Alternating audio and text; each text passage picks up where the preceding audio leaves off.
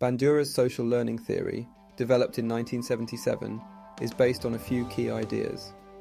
The first one is that people can learn by simply observing others. Think about it.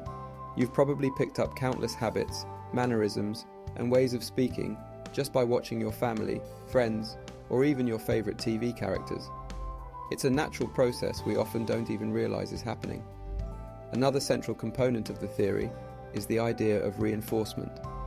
Reinforcement can be positive or negative, and it plays a significant role in determining whether we'll adopt a behavior we've observed. For example, if we see someone being rewarded for a particular action, we're more likely to imitate that behavior, hoping for a similar reward.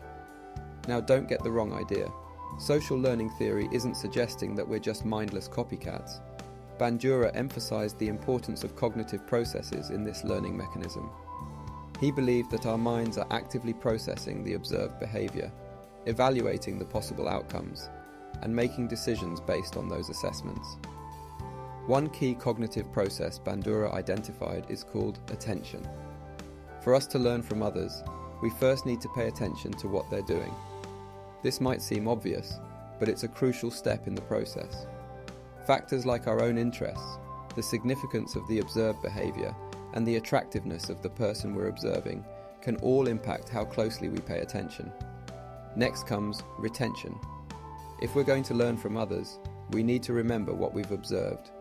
This involves encoding the information in our memory and being able to retrieve it later. Have you ever tried to replicate a recipe you saw someone make, only to find that you couldn't remember a crucial step? Once we've paid attention and retained the information, we move on to reproduction. This is where we attempt to replicate the observed behavior, but it's not always a perfect copy. We might not have the same skills or resources as the person we're imitating, so our reproduction might be a modified version of the original behavior. Finally, there's motivation. This is where reinforcement comes back into play. We need to have a reason to want to reproduce the observed behavior. This motivation can come from external rewards, like praise or material gains, or from internal factors, such as a sense of accomplishment or personal satisfaction.